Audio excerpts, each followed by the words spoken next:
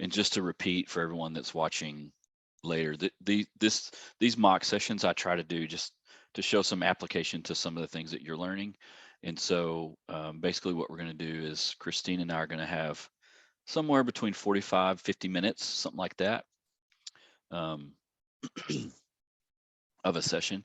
And then at the end of that, we'll take like a couple minute break, and then we'll come back and do some processing of what we just saw and heard, and ask questions, and talk about what we're seeing and hearing.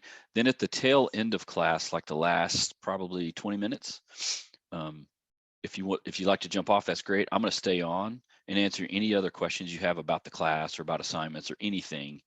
I'm going to do that at the very, very end, and I'll stay as long as people need for that.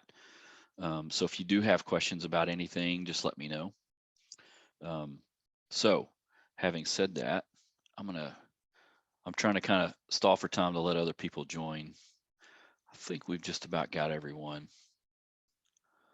Okay. So just a heads up, if you join halfway through what we're about to do, just so you know, we're doing a mock session with myself and Christine. So you kind of know that. Okay. Just gonna clear some things off my screen here so we can see each other better.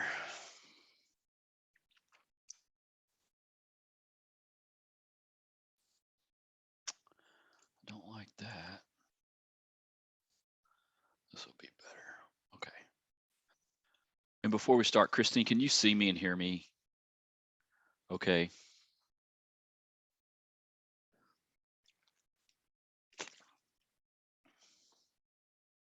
Okay.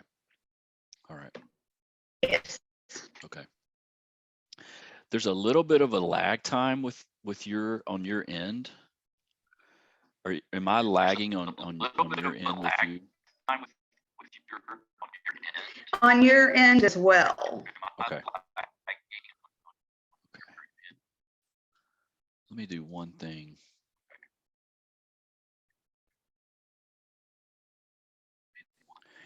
I am hardwired into my Ethernet, so I should be good. We'll just kind of work with it. I am hardwired into my Ethernet, so be good. We'll just kind of work with it. Yeah.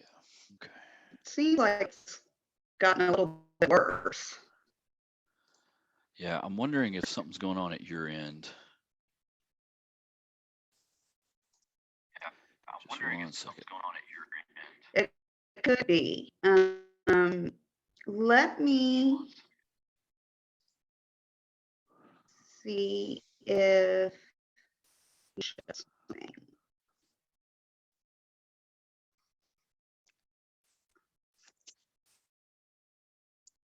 is that any better? It's fine. We'll just figure it out. We'll be all right. This is part of the joys of doing teletherapy. Sometimes things like that happen. So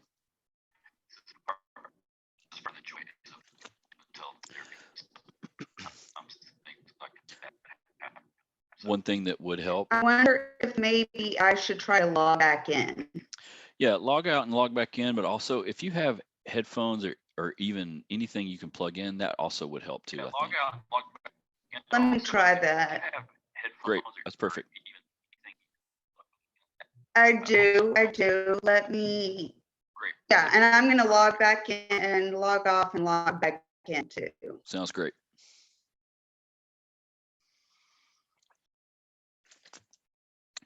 So while we're waiting on her, if you guys have any, I can answer any questions that you have right now. We can do that. I think I've graded the first couple assignments. I'm looking at my schedule here. I think you might have something due today. I'll start working on that this weekend.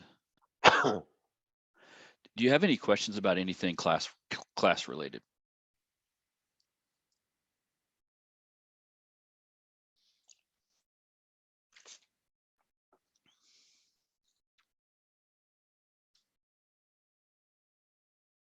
Okay.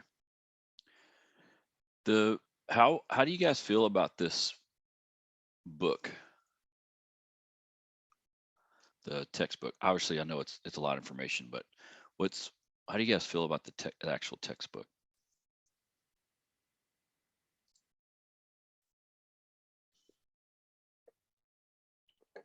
I like it. I think it's pretty broad, kind of 30,000 feet view.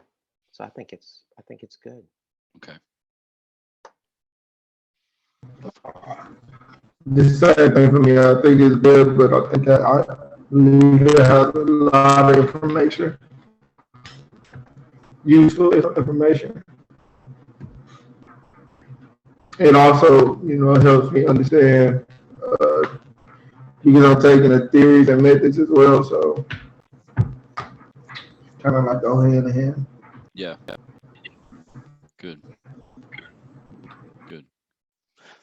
It's definitely a lot of information. Christine, is that a little better? Hopefully. I think so. Yeah, it's Is better it on my better end. on your end? A little bit better on my end. Sometimes I don't know why, but Oh, you're sometimes still lagging behind a little bit too. sometimes having AirPods or headphones helps, and I'm not sure why, but it does seem to help a little bit. All right. Well, let's go ahead and get started. So, just FYI, Christine and I have talked. So this would be kind of like our first kind of session, kind of feel. So it's going to be, maybe I would have gotten an intake from her and she would have filled something out, or maybe we talked on the phone, which we actually did talk on the phone. So I did get a little bit of an idea of what she'd like to talk about.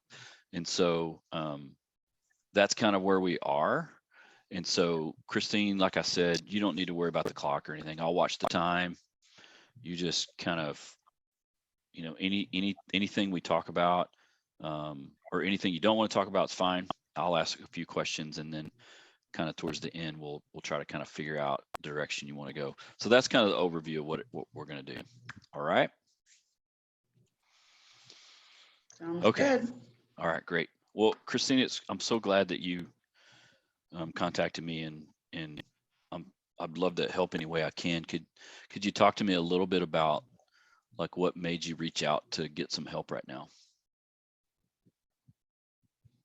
I'm going through a very stressful time in my life. I got my school counseling degree from Amberton back in 2010. And I always knew that I wanted to go back and get my professional counseling degree. Right now, I'm living in Austin. So to finish up, I need to move back to the Dallas area. And I'm looking for a job right now. I don't want to make moving plans until I get a job because I want to live close to where I work. And so the time frame, plus I have to give my apartments 60 days notice because I'm going to break my lease. Because if I didn't break my lease, I would end up paying $3,000 a month for a 1-bedroom apartment. And that was just not doable. So I signed another year lease. And so to break it, I'm going to have to give them 60 days notice. So I'm actually going to do that today. But my time frame, I need to find a job, know where I'm going to move, find a place to live. And there's just timing needs to line up really well. So yeah, that's moving is stressful enough, but not knowing, I want to start making plans, and I really can't right now. So that's causing a lot of stress in my life. And I've moved several times over the past 4 years for different reasons. And just like with everybody, moving is kind of messes up your life for a while. Your home base is not settled and calm, and you know, comfortable. And so just a lot of stress going on in my life right now. Yeah, it sounds like you have big things happening, not just a couple of little things. Like you're doing a bunch of big things all at once. Like just finding a job would be enough, or just moving would be enough. But you're talking about combining finding a job, moving, giving notice Right. on your apartment. And it sounds like there's some like obviously there's financial kinds of stress that kind of goes along with it. Was this was this part of your plan to end up moving? So I'm having a really time. I'm sorry, I'm really time you're cutting out, and can you repeat that? Yeah, I think let's stop for a second. This is a great example of what happens when we do teletherapy, right? So typically what I would do right now, because the connection is not great either on my end or her end or whatever, honestly guys, what I would do right now is I would just say, hey, let's do a phone call. Is pretty much what I would do. The one of the problems with that right now is that, you know, you guys wouldn't be able to be part of the phone call. So we could do Okay, that's better actually. so Is it better?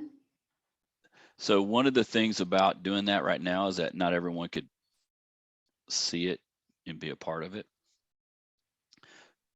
So and this happens. So normally, honestly, I would just say, hey, let's do a phone call. Something's not working. Because I've had many times where I've done sessions where my camera doesn't work or theirs doesn't work or something. I was doing a session one time and my internet went out. I mean, that happens. And so you kind of have to be flexible. And so it's okay that let's just stop for a second and take a step back. There's not really a great way for us to do a complete session on the phone with everyone kind of knowing, except for the fact that Christine, you could, if you go back out to, let me call this, let me get this up right here real quick. And I'm going to share my, try joining with my phone. Yeah, here's what I'm going to share my screen real quick and I'm going to show you real quick. Okay. See the invitation here?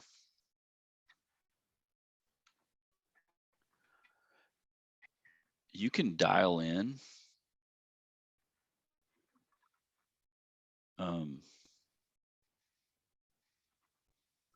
Like if you just wanted to dial in with just your phone, you can try the link just in general that we've been using. That would be fine. And then so that way when you dial in, you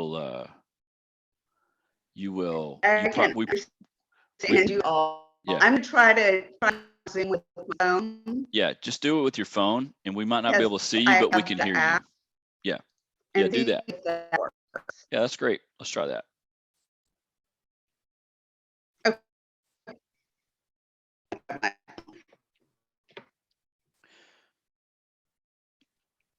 So this actually happened to me not this week, but the last week, where this happens, where you just kind of have to go to, so typically now with teletherapy and any of you that are thinking about going that direction, you have to have like backup plans.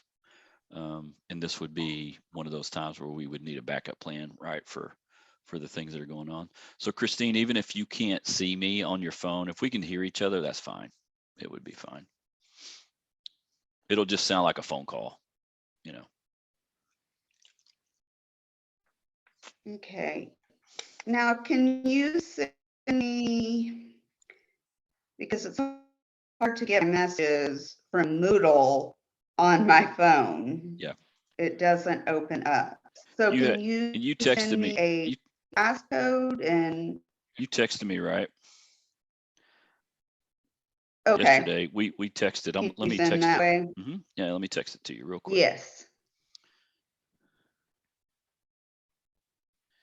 This would be super easy to do.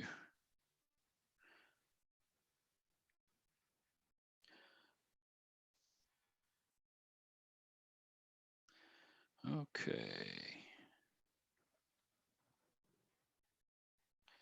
Ba, ba, ba.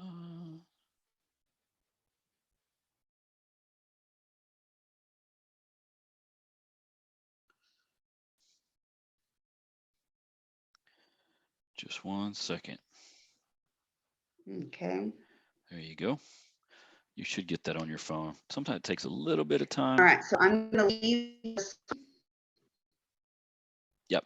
Sounds great.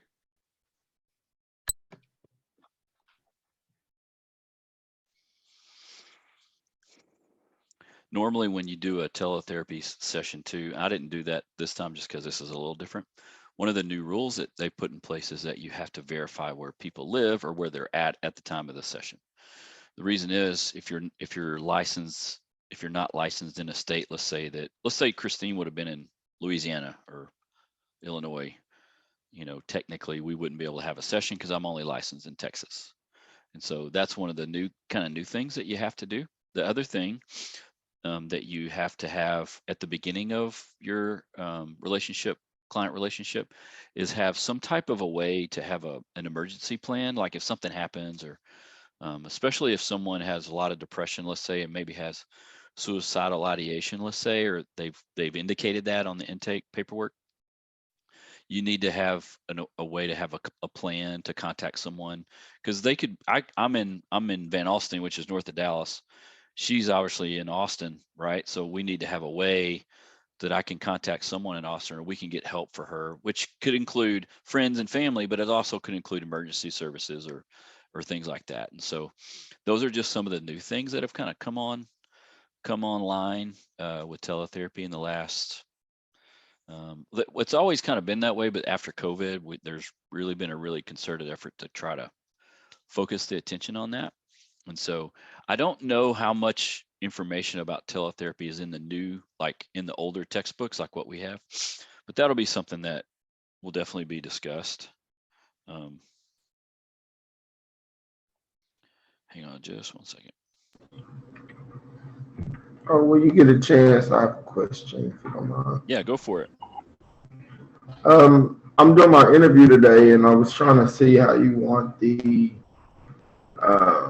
paper to be turned in. Do you want it like a question and answer form, or? I think what I did is just kind of give you a template, right, to use, to kind of some questions to ask, and then you can kind of create it however you want. It's mainly just that is for you guys to use to talk to people that are in practice right now, to gather as much information about it. So you can use some of the template or questions that I've given you, but you can also think of your own, like if there's something in other words, if you're interviewing a specific person because you want to ask them about a specific kind of therapy, let's say, or what they actually do or what they focus on, that would be fine too. Like, what Right. drew them to that, or do you have a niche? What's your niche? Do you think that's important? Just kind of be curious about it. And that way, when you write it up, you're writing up things that you kind of hopefully feel passionate about. Right, and that's what I was doing. I have someone from my job, because I work with them all the time. Yep.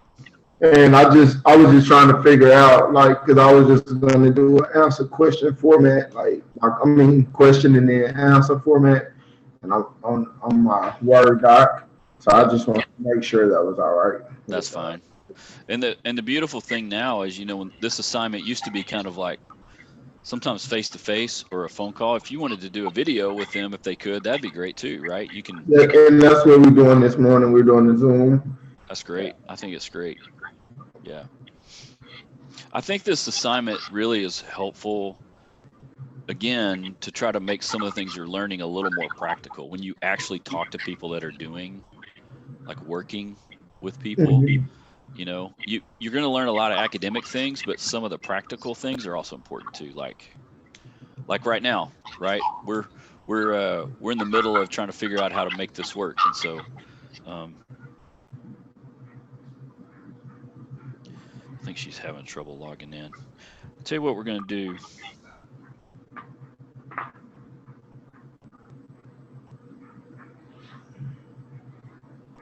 Just 1 second.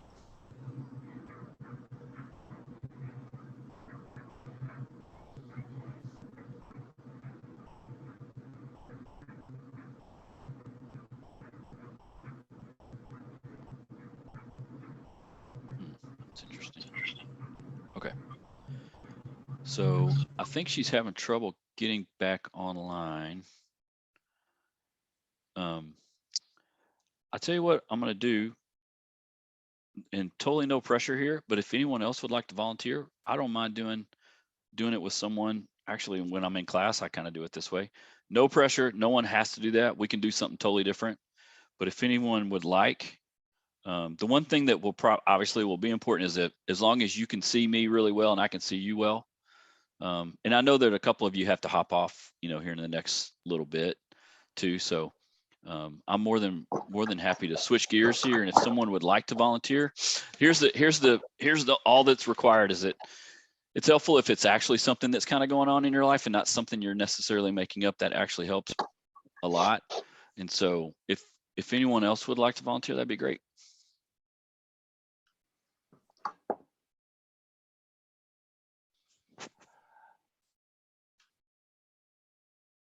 Dr. Bedard, this is Audra. Yeah, Audra. I would be happy to volunteer if I could figure out how to get my video on. Oh, okay. On Zoom. I've done it before where I've been on, but I just can't, I don't even know where to go. I know it's in settings, but. Yeah, if you look at the bottom where the little camera icon is. Yes. Is it clicked? I just turned it on and it doesn't show like the dark screen. It shows a grayish screen with the laptop picture on it. So look at your little camera icon. Okay. See the little down arrow right beside it? Yes. Click that. And then you should have, like, at the very top, it'll say select a camera, and you might need to select like another camera or something, you know what I mean? Like I have a webcam or video settings, integrated camera.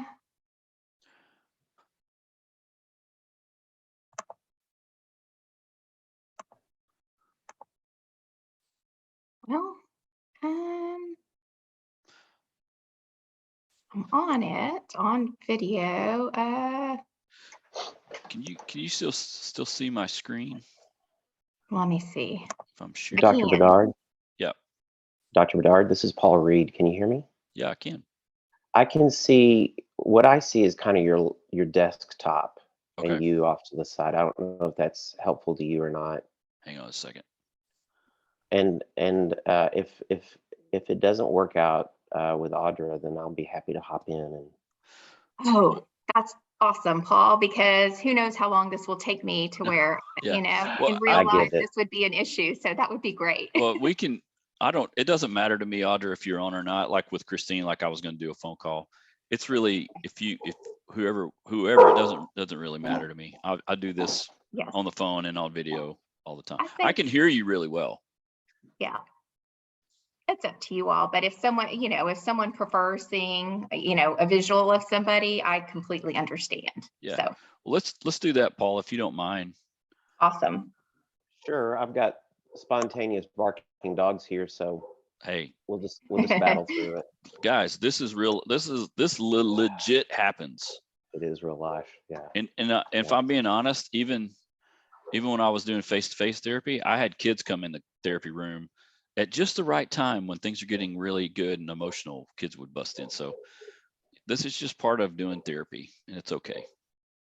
So, all right. So the same thing, kind of like what Christina and I kind of started doing. Same thing, Paul, just kind of like, we can talk about anything you want, right? Anything you don't want to talk about, it's fine. Okay. And I'll watch the clock and kind of lead us through. And okay. It helps. It definitely helps if there's actually something going on, but that's okay. Sure. No, it's fine. And if you need to abbreviate it to make up the time a little bit, because I think the Q&A might be helpful. Yeah. So yeah. Real life. I finished up my MFT degree back in November, and that was a blast. I had you, Dr. Bedard, for practicum 2, and I enjoyed that time. I am studying for the MFT test right now, getting ready for it in mid-May. So I kind of have that track going along in my world. In a separate track, I'm also working on a second master's at Amberton, and so taking professional counseling and another course right now, and hopefully we'll take trauma therapy and advanced ethics, and then finish out for an LPC. And so have that going on. And then working full time and managing home life, and my wife is going to be having knee replacement surgery here next month, about 5 days after the MFT exam. And so a lot kind of that mirrors Christine's story, just a lot of multiple things happening. And I guess I was not really expecting just the amount of stress that brings. It sounds kind of odd, but I guess I just wasn't really expecting that, because in one sense I was thinking, okay, with professional counseling that I'm taking with you, there's a lot of duplication of material with that and the MFT exam, and but there's some uniquenesses as well, assignments and that kind of thing. But that's kind of what's going on right now. And I think one of the things that I'm going to be learning in this process after I take the exam and get my results, then there's going to be a whole nother set of opportunities and choices to make, and just trying to anticipate those and providing for family in the midst of all of that. So I guess I have a couple of questions, just like general questions. Like, okay. When you were thinking about, hey, I want to do the LMFT and then the LPC, did that happen all at once, or did that happen like, hey, I thought about this later? Like, how did you decide that you wanted to do that? Yeah, really good question. I was kind of cooking along on the LMFT, and as I got closer to the end of my degree and I compared the degree plans, I looked and went, wow, there's a ton of similarities here. And so that's kind of how that unfolded. And the other part, it can be a trap that you fall into, I'm learning, maybe, is that sometimes in getting started, you feel like you need to be credentialed in a lot of things to see clients and make yourself available for clients. That may be right or wrong. I don't know, but that seems to be kind of where that is. What makes you say that part, like having multiple credentials? I'm just curious. I'm not saying you're necessarily wrong. I've definitely heard that before, but for you, from your standpoint, what does that mean to you? What does it mean to me to feel like having multiple credentials, and is that something that, like, what makes that important or not important, or what are you learning about it? I guess the benefit that I've seen, and I when I did my interview assignment, I was talking with the person I was speaking with, and she, we were talking about, what were we talking about? Well, I'll just stop there. That's one of the things I'm noticing in the busyness of things, that I kind of lose a train of thought. Yeah. Is that a new thing? Losing a train of thought? Like, a little bit, but I do have to say that there's a lot of moving parts right now, and I kind of kind of attribute that to that. Um, um, but backing up, I think what I was going to say a moment ago is that there are some courses that I'm enjoying just learning right now, just have a love of learning right now. And when I look at the course options that are out there, um, with the professional counseling being a good general start, but trauma therapy, that was not something that was offered at the time when I was working on MFT. And so I'm kind of interested to see how that unfolds and seeing that course. So I think in some ways, the course options and offerings that Amberton has, I think will be a benefit in serving clients. Yeah. So let me ask kind of it's going to probably be a weird question, but it's okay. You seem not, like you said, passionate about learning, like really enjoying the learning process, whether you no, I'm not whether you decided from the beginning, hey, I'm gonna do 2 degrees, or however that started, but this is where you're at now.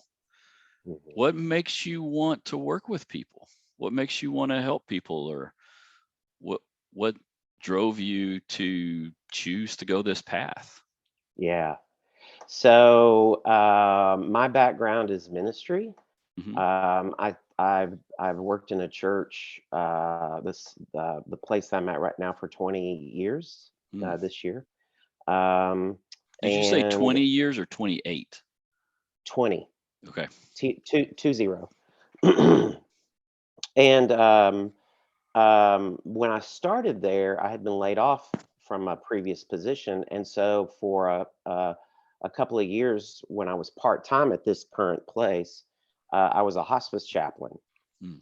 And I think that's when I really discovered kind of a side of interest in just helping people in a unique way, other than music, which is my kind of my my first ministry experience. So I think that was kind of the start. Mm-hmm. What's the difference, do you think, between, hey, I was doing the music thing and I like that in ministry, versus, well, now was this other kind of area has opened up? Like, what's the difference between those? Or is there any difference? Yeah. So I feel like, for me personally, the experience that I've had is that when I've talked with people kind of in a pastoral care kind of role, um, there was a few decisions in the church and in the staff that led us to say, led the church to say, we would like for you to take on this pastoral care role. And so that was probably another building block in this process, because from that I would start to have conversations with people, and I felt like I was hearing their stories, kind of comparable in this, and yet I didn't know what to do to get them from one point to another point that they were interested or desiring to go. And so that created a hunger in me to learn more. And so that's kind of how that developed into the counseling. Yeah. One of the things I'm wondering about, and as a therapist, we're always going to ask the how's that feel question, right? Like, that's just going to happen eventually to all of us. I'm kind of curious to know what it feels like when you were like, hey, someone wants to go from here to here, and I really want them to do that, but I'm not sure how to help them do it, or I don't know yet of how to do that. Like, what does that feel like? There was some frustration. There was um, it was a again kind of a feeling of, I have a hunger of wanting to know why or how to do that. And at the time, we have 2 children. At the time, they were in elementary school, and so I would go through a season of trying to figure that out, but then we get involved with school stuff, sports, that kind of thing, just living life. And okay, we'll just put it off to the back burner. And then I found every year at the same time, and it was usually kind of this year in the late winter, early spring, when I would have staff evaluation, and one of the question would be, what is it that you would like to grow or develop in? And I noticed time and time again, I would kind of put that interest down, and I would talk to my pastor, my supervisor, and he would say, and then it kind of go dormant. So it seemed like it kept recurring over 2 or 3 years, till one day my wife said, "Why don't you just take a course?"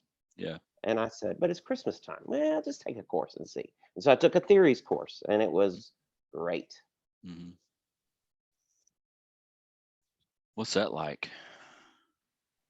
What's that like when I took the theories course? Something dormant like that, and then all of a sudden you take a course. Like what? Yeah, it was like, wow, I'm getting some moments here, and depending on kind of people's faith experience or their life background, for me, it was kind of God saying, "I've got you in the right place. This is good." And so then I just kept kind of learning and going along, and it took me a while to learn how to be a student again, because I hadn't been in school. I worked on I did a master's in music in 93, 94. So it's been a while, right? And so all of a sudden, there's just things that are different. And so, but it was, but I found that I just enjoyed the learning process. Yeah. What is it? What are you thinking or feeling as we're talking about this right now?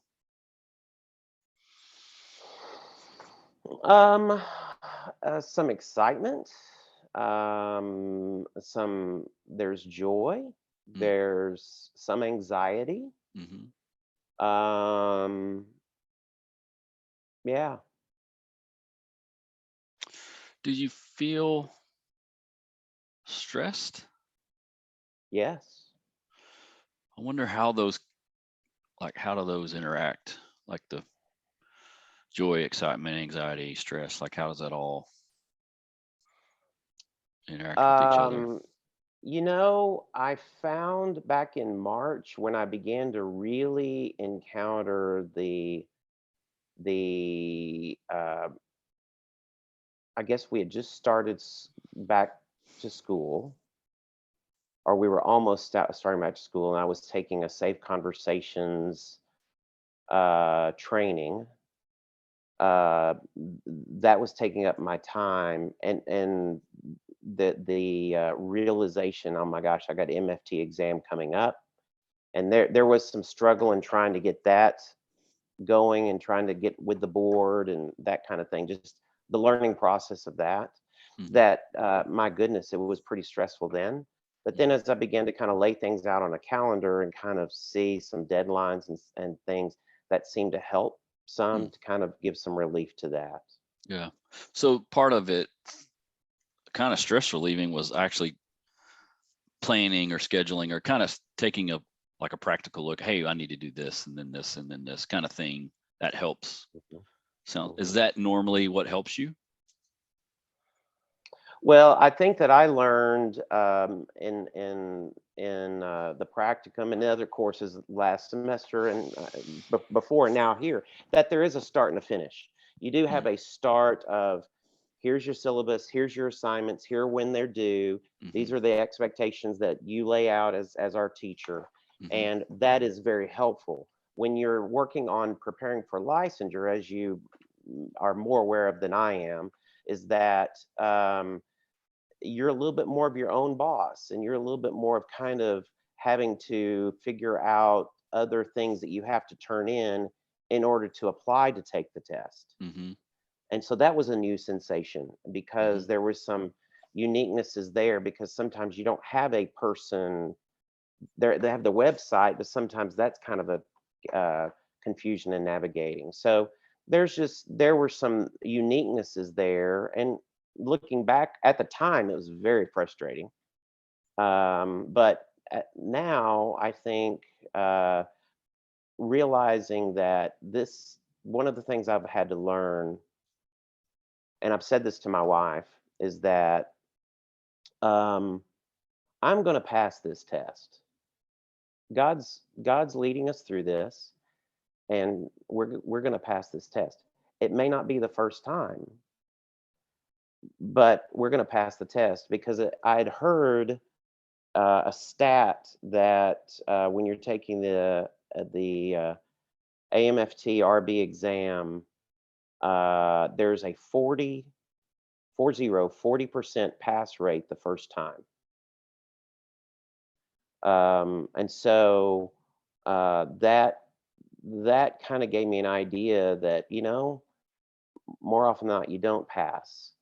But one of the things I'm learning and I'm reminding myself is that the process is just as important for me right now as the actual event. Mm-hmm.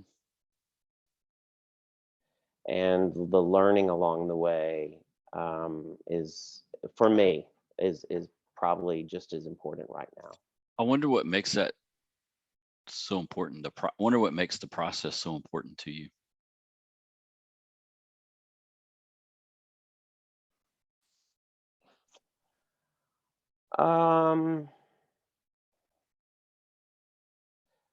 I guess maybe because of my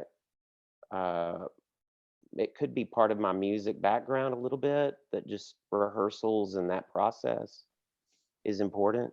But then maybe I'm kind of a systems guy. So I see the value of inputs in a variety of areas that help develop towards a goal. Mm-hmm. Versus linear, step by step. You do this, and then this, and then this, and then this, and until you get step 4 done, you can't move to step 5. Yeah. I don't know. Have you noticed that you have continually, at least in this conversation for sure, I mean, have you noticed that you continually use your past experiences to help you kind of, I keep hearing, for some reason, this phrase like making sense of comes to my mind. I don't know if this is the right, I'm not sure if that's right, but using your past experience to kind of make sense of where you're at and where you want to go. Do you know that you do that? No, I don't. Which I'm not saying is a bad thing. I think it's actually help. I mean, my assumption would be it's probably helpful for you. Kind of like you just said, like have this music background and you don't just get good at something immediately. You have to practice it and go to rehearsals and you have to work on it, Mm-hmm. and you're kind of using that, like with the exam, I'm taking this approach of, there's a process at play and the process is actually important. Yeah. I haven't really thought of that.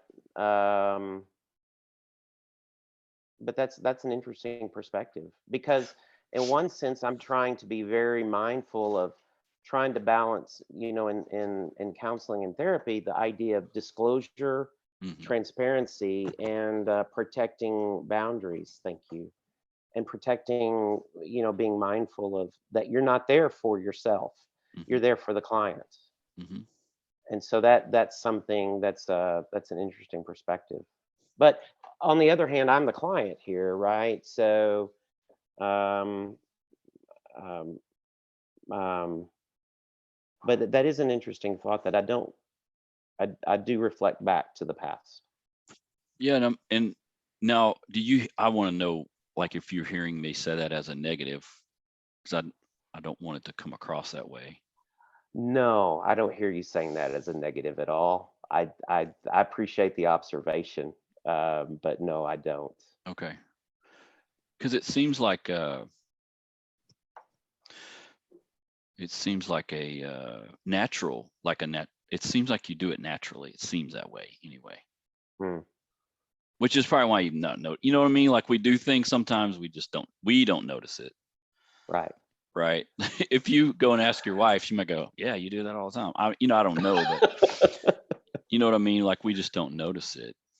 Yeah. Yeah. So No, if I were to go to ask her, she'd say I take forever to tell stories. That's what she would say. well, that's not necessarily bad either. So it sounds like if your stress level, as your stress level's kind of gone up and maybe gone up and down a little bit, Mhm. it doesn't sound like this is your first rodeo with stress, right? Like you've dealt with stress. Like you mentioned briefly at the very beginning, hey, I got laid off from my last job. That's pretty stressful. Mhm. So you have experience with stress, Right. in Yeah. different ways. Yeah. Yeah. And I guess this is a lesson that I've learned again looking back in the past. Nothing ever for me, and I know that's a big, strong phrase to say nothing ever, but here we go. One of the things that I've learned is that I the challenging times in life are never from point A to point B to point C. They are very much, as I mentioned a moment ago, I thought was going to be point B. Point B actually took 2 or 3 years. Mm, And there was point A, point one, A point two, A point six, mhm, um, and so I guess I've just kind of grown accustomed that it's not done until it's done. mm, That I've just kind of just learned that our mhm, children we adopted internationally. And mhm. so we went through kind of that's something that we learned in this process early in our marriage that, we joke that babies come from airplanes for us because we went Right. international to bring them home. Um, so yeah, it's nothing has ever been kind of a point A to point B. Mhm. Yeah. Patience is you've learned you learned a lot about it. And I guess the thing that I've learned too, um, and I'm not sure where we are on the clock, so feel free to give me a heads up when we need to shut it down. But um, I guess because of that, as you said just a moment ago, patience. I think there is a patience that I have, probably more so with others than myself, because maybe there's a little bit of a fixer in me. Mm, But there is a patience that I try to demonstrate and have with people that listen, we're in this together, we're learning this together. Um, um, and I guess I've been blessed in a being a church setting that it's not as performance driven as it is kind of a nurturing, educating kind of environment. mm. So it's easier to be patient with other people than yourself. Hmm. Yeah. Yeah. That's not uncommon. That's pretty Yeah. that's pretty normal. Is it an impatience with yourself in terms of like hard on yourself kind of thing, or is it different than that? Is it patient with myself as in hard on myself? Like There might be expectations maybe or something? probably a little bit, the what if factor Mm, and the shoulda, coulda, woulda mm, kind of thing. Not nearly as much as what it once was, mm-hmm. but I think or maybe it's just changed, Yeah. is a I different uh, level. that's what I kind of wondered about, like that change in that, like it's like you said, it's probably not as bad as it used to be. It's probably a little better now, kind of thing. Hmm. One of the things that I'm curious about for you, and this goes along the lines of this kind of growth, like the growth part for you, like how do you know it's better now than it used to be with that? Either whether it's a higher expectation for yourself or better, more patience with yourself, or like how do you know? Hmm. Um, Maybe because I've just lived longer and maybe have a little bit more life experience and know that um, there's the sun will come up tomorrow and it's a new day and uh, y- um, you know his his his grace is new every morning. So there's probably part of that. And in the music world, for me personally, it was a little bit more of a demanding right or wrong. This is how you do it. This is how it's supposed to be. Whether that was what people had put on me or whether it's something that I put on myself. Mm-hmm. If you want to have a successful fill in the blank, this is how you do it: A, B, C, D, E. Mm-hmm. And I think the thing that I've learned is that um, the the the aspect that the ADHD inside of me realizes that if I want to get to from point A to point B, I can make a left turn and make a big circle, or I can make a right turn and go through this neighborhood to get to that same place, or Mm-hmm. I can walk and go through a walking path and get. So there's like multiple ways Mm-hmm. to get to the same destination. Mm-hmm. And that reminds me, there is a phrase or there is a term in marriage and family therapy that would probably be on the test about now that talks about that principle. I can't remember what it is, but so I guess that's something that I've learned is that there may be more optimal ways to do it for some people, but there are multiple ways to get to the same place in this journey here. Yeah, because it sounds like you've not just learned academically, you've learned about yourself a lot too. Sounds like Hmm. in a lot of ways. Hmm. Yeah. And it's not uncommon as we're in the middle of academics not to think about all of those things as you're, in the middle of everything. Sometimes it's good to take a step back and see where we've been, where we are. That can help sometimes.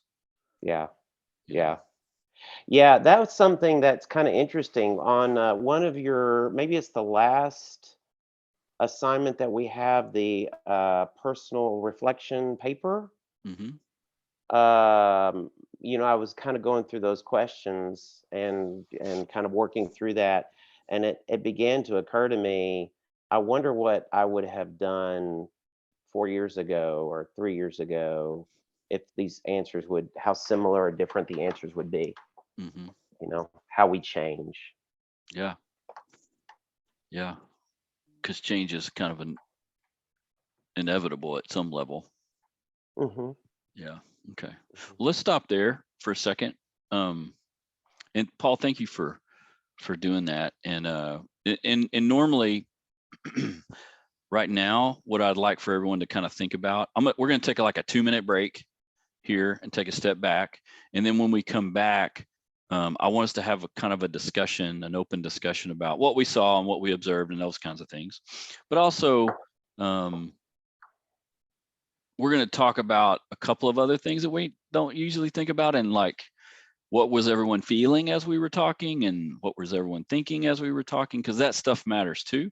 And I'm going to talk about that too from my perspective. So let's take about 2 minutes here and just take a quick break. And then when we come back, we'll jump right in.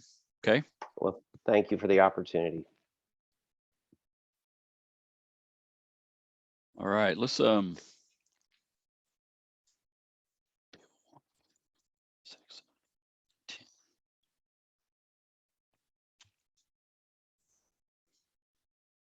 I think what I want to do with hopefully everyone's back. Let me, if you're back, if you're not, if you don't want to show your video, if you could just like put a reaction up or something to let me know that you're back, that'd be great, because I can't see everyone.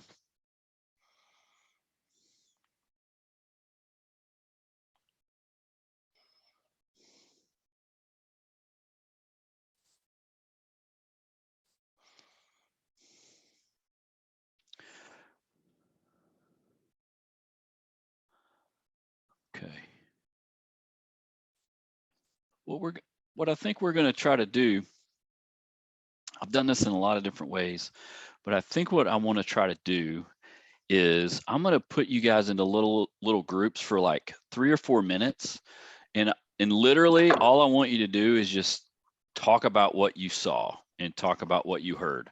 There's no right or wrong answer. There's no like, and you don't have to get, oh, this was happening, this deep thing. It doesn't matter what it is. It could be anything that you saw and heard. And then we're going to come back. And like I said, that's going to be kind of quick. We're going to come back, share some of that. And then I'm going to lead you through a couple of other things as we go along. And so I'm going to put you guys in groups real quick. As soon as I can, there we go.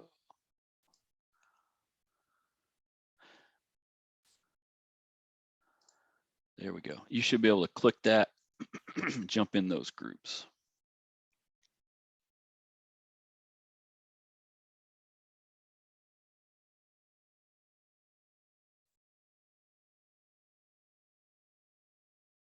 Got rooms closing in 30 seconds.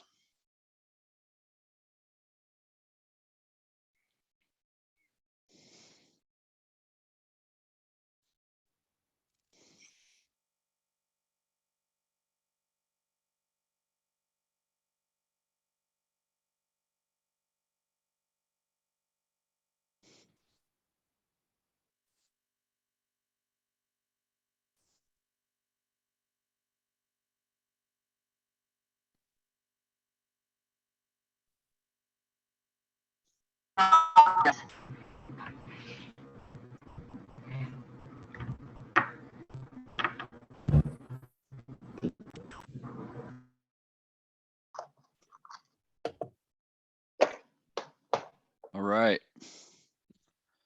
Hopefully we didn't cut too many people off there mid-sentence. That's the great thing about the breakout room. Sometimes that happens. I'd love to just hear just first reactions and thanks everyone for being patient. And Paul, thank you for jumping in and sometimes we kind of have to do things on the fly. So just first reactions, just what you saw and heard, and just talk to me about anything that you guys talked about. We noticed that you used open-ended questions to kind of dig deeper, for Paul to dig deeper, I guess. And you used questions that kind of provoked feeling, like asking him a lot of how he's feeling about certain things. So we noticed that. Yeah. Good. What else?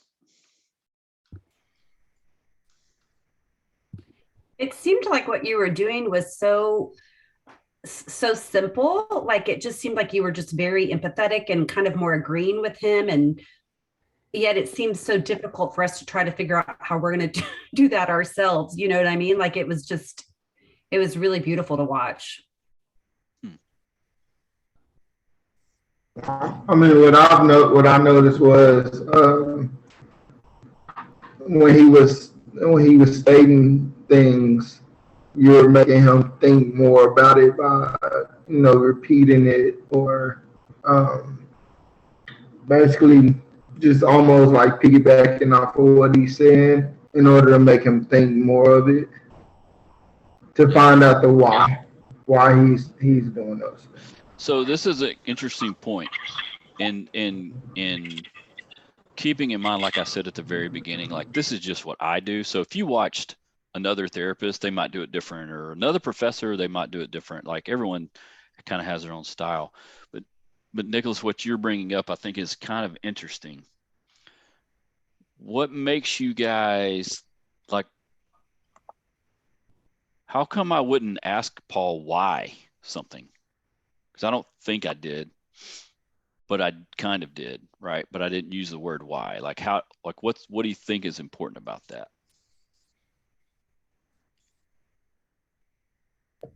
I don't know that why is such an open-ended question, and if he even had come to his why at that point.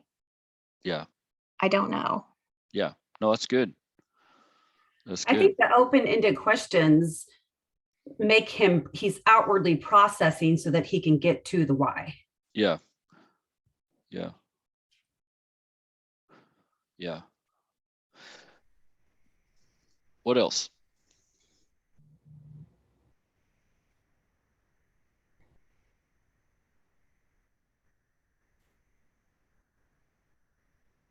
We noticed that Paul is already pretty self-aware Yes. of his kind of what he's thinking, his cognitions, how he deals with things. And we were talking about, clients in general, if, that is always the case. No. Yeah. Yeah. Paul. That's kind of what. Yeah. And it's interesting because Paul is pretty self-aware of the thing. And my assumption, honestly, with pretty much everyone here and in classes is that for the most part, as therapists, we tend to be fairly self-aware people for the most part, which is good. Sometimes we're not always aware of everything though. Like we don't, but we can be, but I think it's a great point, right? That Paul is extremely self-aware. Absolutely. That's absolutely true for sure. Did anything stick out? And when I say anything, it could be positive, negative, whatever. It could be anything stick out to you. It was about, we went around 35 minutes, so we didn't quite go, the 50, but.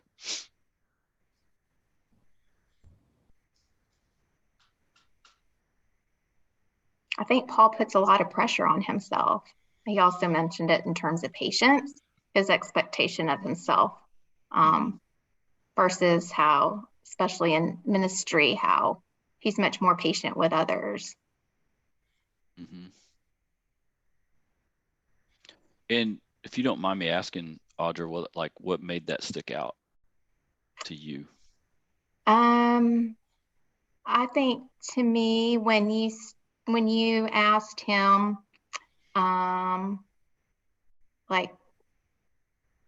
when he decided, or what made him decide on another master's, I think, maybe the LPC path. I can't remember, because I remember him saying, he really liked to learn. And I mean, Paul is just so open about everything too. So that was my impression. And then with some of your other follow-up questions about, oh gosh, which was the one that I thought was, with just Paul mentioning, his wife's upcoming knee surgery, all these things that he's juggling right now. It seemed like a lot to add more.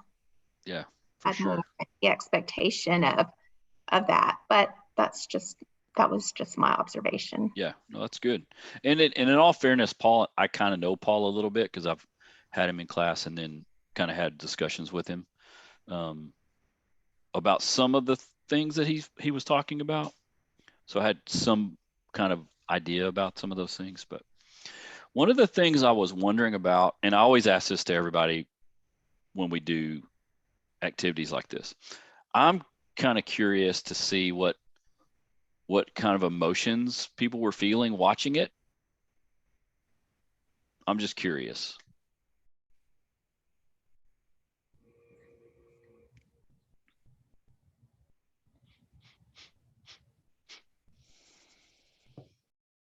I think I just felt excited. I was really excited to witness something practical application. For me, just the reading the material is a little bit cumbersome. So the application is extremely helpful for me. Mm-hmm. So kind of excited about watching something happen. Mm-hmm. Yeah. Okay.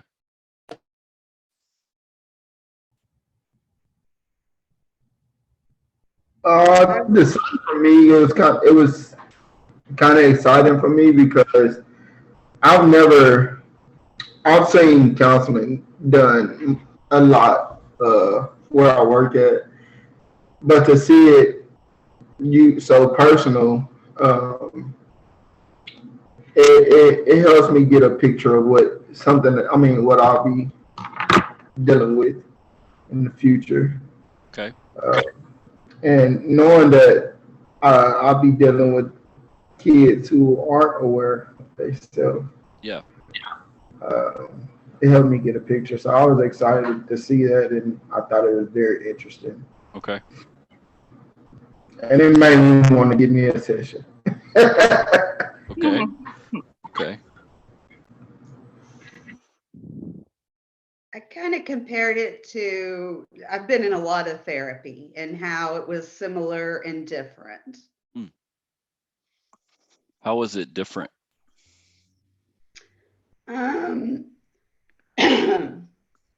Besides 10 people watching it. Right. I think it was different in the sense that, well, I've had a hard time finding a counselor for me because I don't know, I just never can seem to find the right fit. And whereas you were empathetic, you were asking those open-ended questions. And to me, that's what therapy is. You're helping to facilitate someone else coming to their own realizations. Whereas I've had some counseling that they're just like, you need to be self-compassionate, and that's just not helpful to me. And maybe it's because I'm so open already that there's not a lot of questions to ask. I don't know, but I liked the digging deeper that you did. Yeah. Okay, good. Did anybody feel like anxious or like anything frustrated? I mean, anything like that? It's a little anxious just because I felt for him trying to figure it out, trying to get, yes, I do agree. Paul has an excellent understanding of himself, but I think just wanting him to find his answer, like I wanted him to get to the finish line.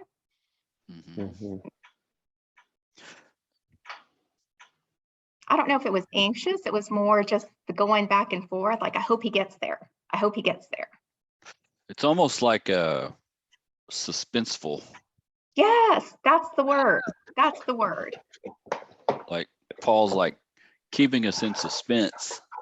Yes, and you want him to win. You want your client to win and be happy with their realizations that he comes to on his own, but because you ask the right questions. And I think it's really hard to be able to do that. And you made it, like someone said earlier, both of you all made it seem kind of easy. When Paul, I did counseling, I took a long time to answer my that's okay. from my counselor, just that's because okay. I guess I didn't have as much self-awareness. So well, but here's Chris's tip number 105. When you guys start doing this, because you will, and Paul's already been doing it, when you start doing this with people, if you could just tell yourself a couple of things, and one of the biggest things you can tell yourself is slow down, because you're going to want to go fast, right? You're going to want to ask question after, like you're going to want to pepper them with questions, which is not a bad thing. But like Audra, to your point, when you're working with someone and you have a client that is taking time, like maybe they're taking a little bit of time to answer or figure out how to answer or whatever, be prepared to wait, be prepared to just kind of sit and listen. And if they don't understand something, they'll say, "Could you repeat that?" Or, "I don't know if I understand," whatever, they're going to say that to you. Right. So I think that's a good point you're bringing up for us to know we need to slow down. I had a supervisor in my master's program. They watched our sessions, And so we would do a session, and then halfway out, we would step out and talk to our supervisor or a group of people, and then go back in and finish the session. And one time I was working with a lady, and we were talking about some traumatic experiences. And I came out, talking to my supervisor, and the first thing she said, she's probably my favorite supervisor. She said, "Chris, I just need you to slow down. Just slow down." And she talked like that, like real slow. And because I was like, wanting to do this and this, and she's like, "You just need to just slow down, take your time." And then she left it like that, like open, like with silence, and let me sit there in it. And if we can allow ourselves to help our clients take their time, I think that really matters. One of the things, Paul, I'm kind of curious how you were feeling, because I know this was off the cuff a little bit, but how was it for you? I felt relaxed. I felt like that you were just allowing me just to kind of tell my story, and just kind of, you didn't ask why, but you were very, I guess, a little bit more specific. What does that feel like? What does that, we kind of talked about that in our small group time, and just, I guess I felt relaxed, and just kind of allowing me to kind of, like you all talked about, this kind of a self-discovery moment. Yeah. So one of the things I'm also curious about when we go through, and I didn't ask you guys to think about this in your groups, and so I'm kind of going to put everyone on the spot a bit. Are there other questions or other things you personally would have been like, "Oh, I wish he would have asked this," or "I wish we would have talked about these things"? Is there anything that jumps out to you that you wish, if you had your shot, you would have asked this?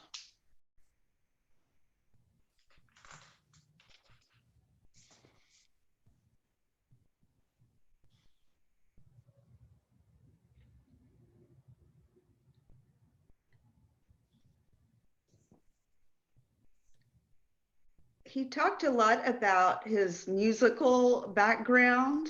And so I was kind of interested in that, and how he said it affected other areas of his life. And so I wonder what other areas he may have felt that it connected to. Yeah, good. Yeah, that's good. That would be a really good question. What else?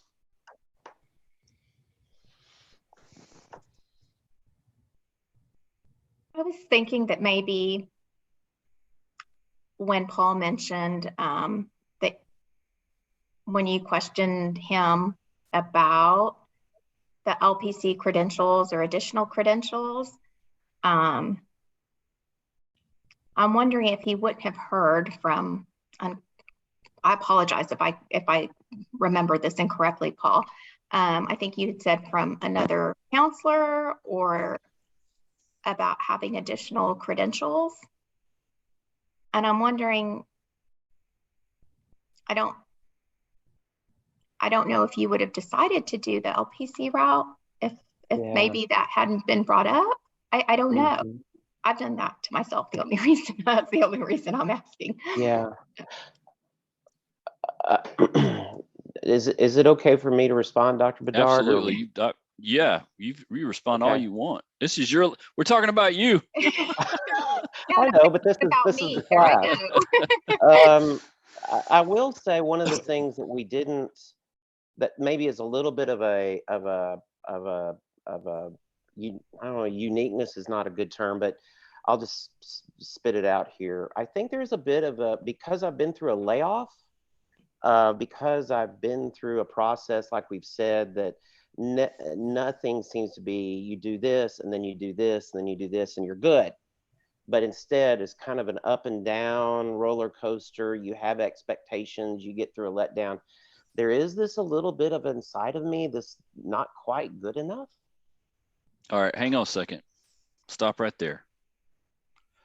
So what you guys just witnessed is Audra asking a very curious question and not even sure how to ask it or what to ask, but still did it anyway. And what happened?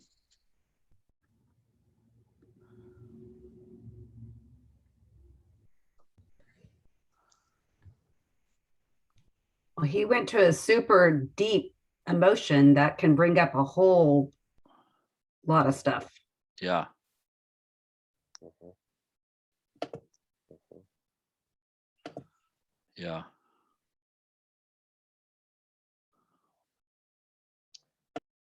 Yeah, so, and I guess so there is this a little bit of me, and again, this is part of the self-awareness growth that I've been in, is kind of being able to face that.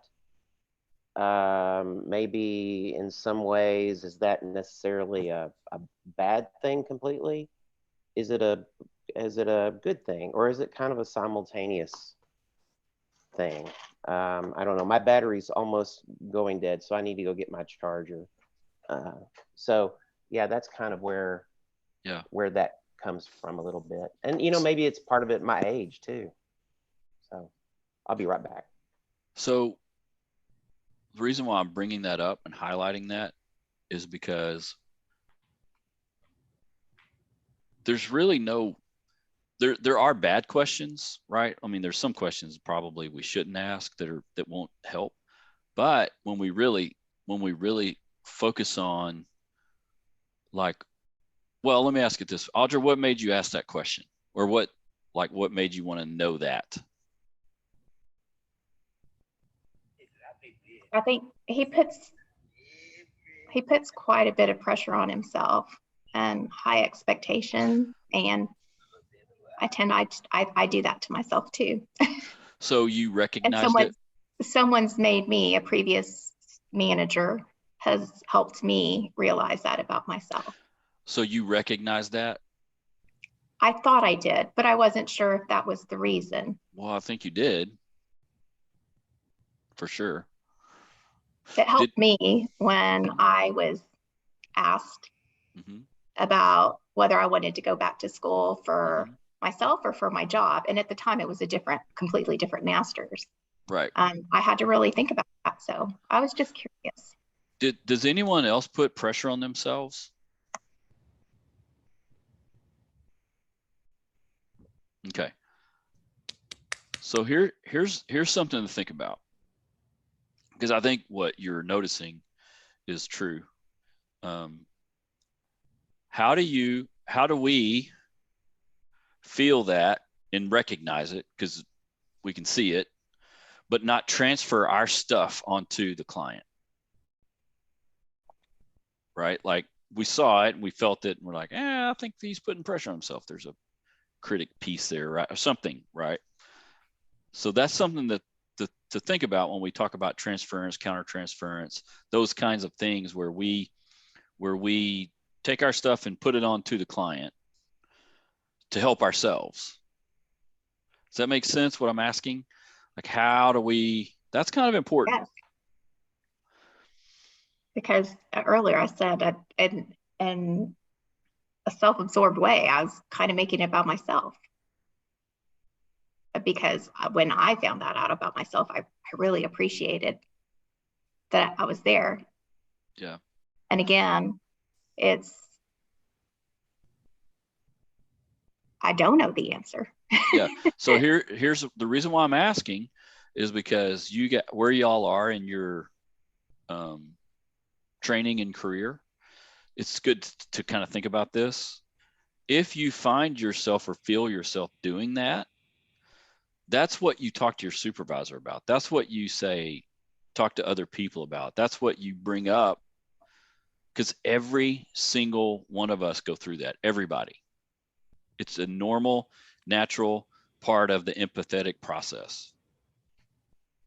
Does that make sense? It's just going to happen. I'm glad you brought that up, because I was thinking about that, and I was thinking, because I am such an empathetic person, I'm always reaching to connect and understand, and how I do it is through empathy. So I can see how that would be a problem. I'm glad you raised that issue. It's just it's easy for us to get into that place where we see something, sense something that we feel too, or we struggle with, And so we cathartically try to talk to them about ourselves versus, you know, meeting them where they're at. That happens. Like there's whole like CEU continuing education classes and seminars and credits for just that. This transference, counter-transference thing, because that's just something that happens. So I'm glad I'm only bringing it up because it's just part of the process. It's just something that happens. Does that make sense? Hopefully. Yes. Okay. The other thing I was going to ask, and obviously Paul, you can chime in too. The other thing I was going to ask is there anything, because I can't remember where we are in our reading, but we should be like pretty far, maybe into the career counseling stuff now, or maybe even past that. Is there anything in terms of like models of therapy or theories of therapy that you saw or that stuck out to you at all? I'm just curious.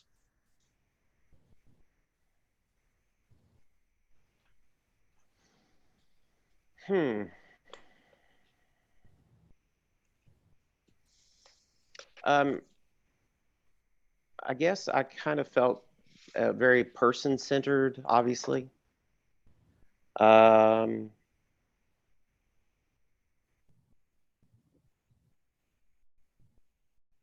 Probably there was some systems that I felt. Wow, that's really a good question. A little bit Gestalt, maybe kind of, and focused on kind of the here and now. That's not one of my strengths right now, is kind of seeing a particular direction. So was there a particular style that you were aiming for, or? Well, that's what I'm asking. I'm just curious to see what people thought. I don't see it either, but I also wasn't listening to look for that. I should have been. Nope, you shouldn't have. And the reason why I'm asking the question, I want y'all to think about this. As you form your own style, you're going to integrate multiple types of theories and models. Mm-hmm. So I had a little CBT, a little solution focus, a little narrative, more along the postmodern lines for the most part. CBT is not necessarily a postmodern, but there was a little bit of CBT-ish in there. Quite a bit of attachment, EFT language, at least from my perspective. Oh, yes. But that's my style. Okay. I'm not bringing this up because this is about me. This is about you thinking about your style.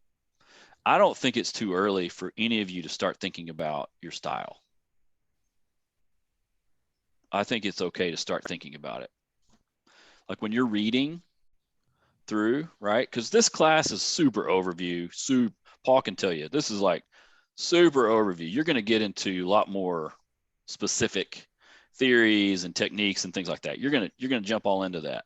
When things really resonate with you, really study it, and you're probably going to make that part of your style. It's probably going to happen for you.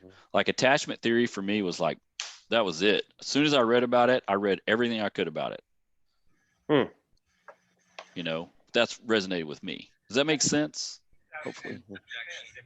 Amanda, what were you going to say? I just was going to say, I think it's really interesting because I'm taking the methods and theories class as well. And every style I read, I'm like, oh, this is me. Yeah. Oh, this is my style. I mean, I just am all over the place. That's okay. That's okay. But when I met with when I did my interview, I thought it was really interesting because he would say something and I would say, oh, that's postmodern, and he was like, I don't even think about when I'm counseling, when I'm in a session, I'm not thinking about that. I'm not thinking about what method or theory it is. You don't think about that. You go through phases. Y'all are in the first phase of figuring it out, learning about it.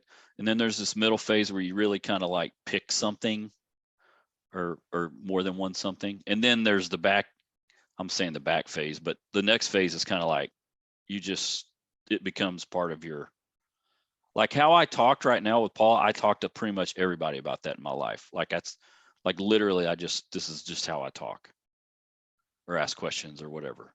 My kids hate it. My wife is like, don't there, my kids especially are like, don't, stop doing that kind of thing. But I do it with their friends, and their friends love it because it's non-judgmental, right? If we can come across non-judgmental and empathetic, that's like half the battle to me. So Amanda, how you feel about it? I think it's normal. Like everything should feel like, oh, this is, I love this, I like this thing, or I like this thing. I mean, that's just normal. But it's never too early to start thinking about models of therapy you like, theories that you like how you're going to do things. It's never, I think it's fine.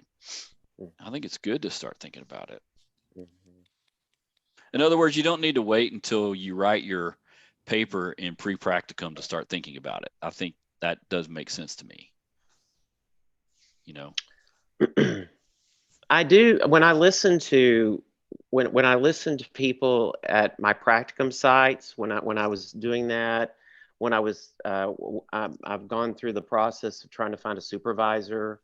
One of the things that I've discovered is that there are maybe some therapies that were probably popular 20 and 30 years ago that aren't as much in their pure form now. Yeah. Maybe they built on something else. Yeah. But that's the thing that's kind of fascinating when you go to the library, our library, and you watch some of the psychology, psychodynamic, the therapy sessions with Whitaker. Oh yeah. It's just nobody does that anymore. That's not a thing. No, but in some of those cases you learn what not to do, but it was popular then. Yeah. Well, but you're talking about a modern, very modern. The therapist is the director, the professional, the expert, right? Postmodern flipped that, and the client's the expert. Not the therapist still in the room guiding, but the client's the expert of their life, which is my personal bent. My personal bent is that all of you are the expert of your life. I don't know I'm trying to learn about your life. One of the things I tell my clients when I first meet with them is, I want to try to understand what's going on. And that means I have to like throw myself into your story, not knowing the plot or the characters or the setting or anything, because it's not my life. I'm not the expert of it. You are.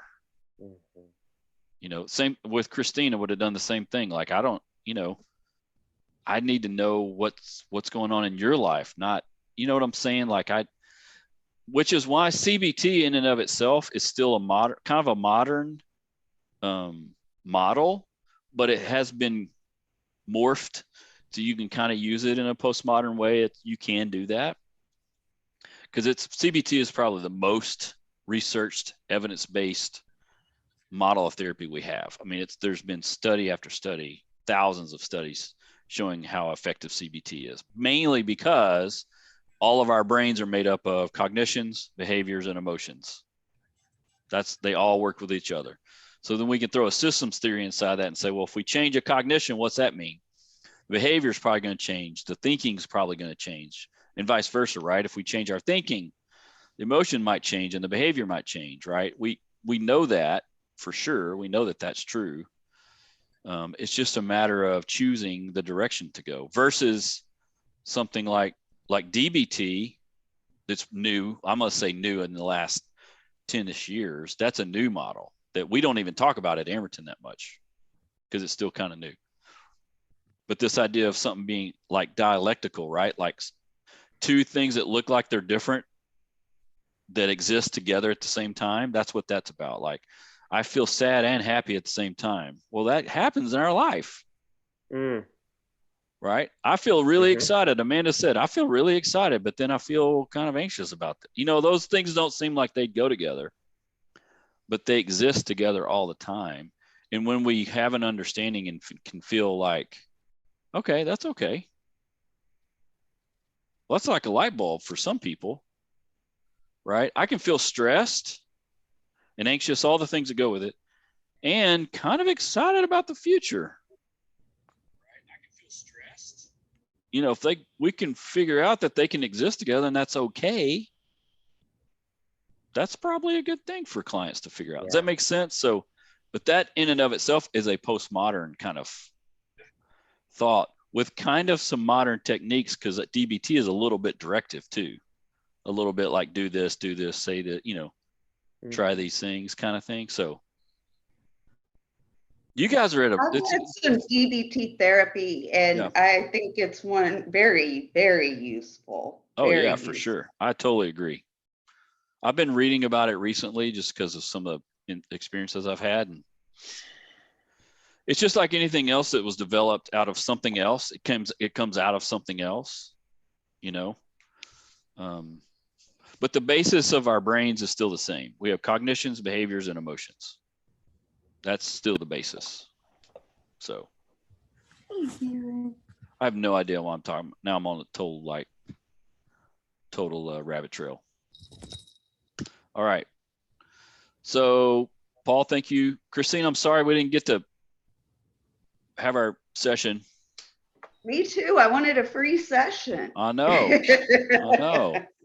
It would have been totally free. Well, I don't know. You guys paid for the class, so it's not totally free. So let me transition if I can. Unless anybody has any other questions or thoughts about what we just did, let me do that first.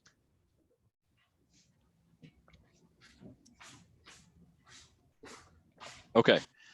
Let me transition now. If anyone wants to jump off and go enjoy the rest of your day, that's awesome. You can. I did want to save 15 or 10, 15 minutes to answer any other questions that you guys have about anything. You guys have any questions about the course material, the book, the assignments, or any, I mean, it could be about anything. You have any other questions for me?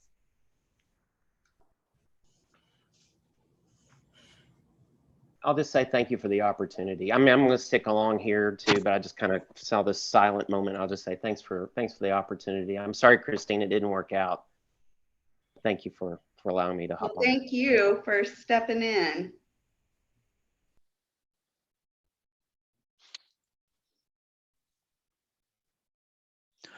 All right. If there's no questions,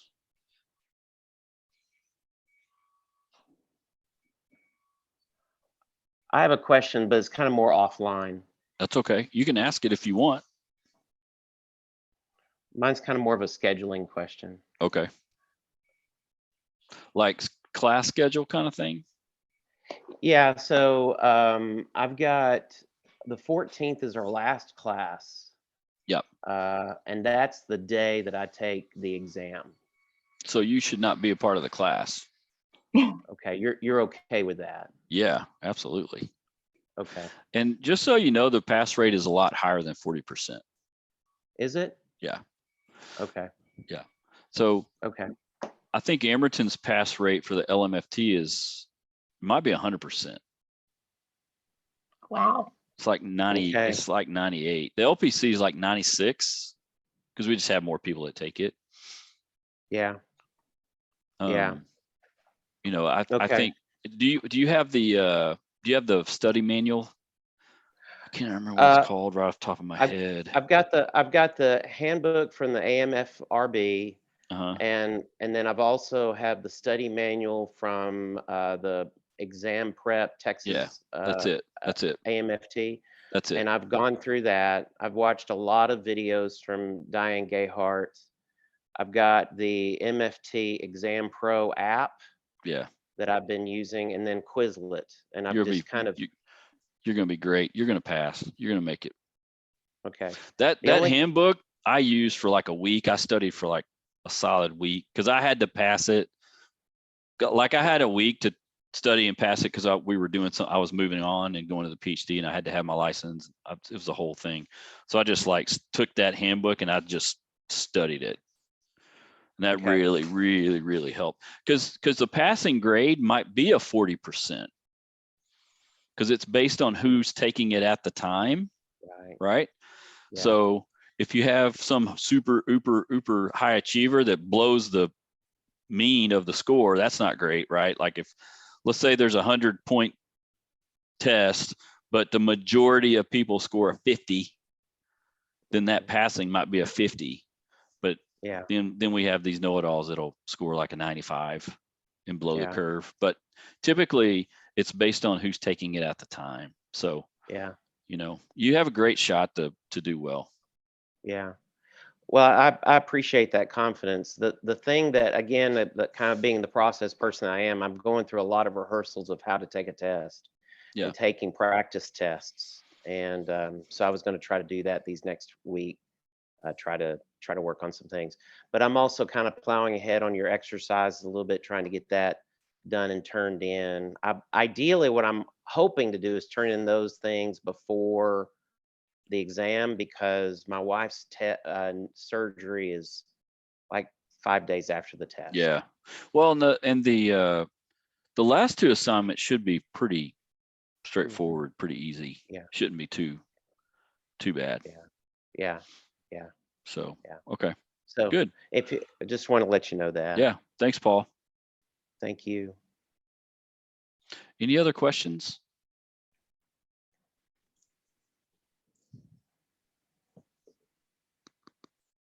All right. Now you can go do something else. It's Saturday, you know, go hang out and do whatever. So I will see you guys on the 14th. So that's 2 weeks, right? Yeah. 2 weeks from today. Yeah. All right. Keep it real, Thank people. you, Dr. Bedard. Thank you so Thank much. you. Bye, guys. Bye-bye.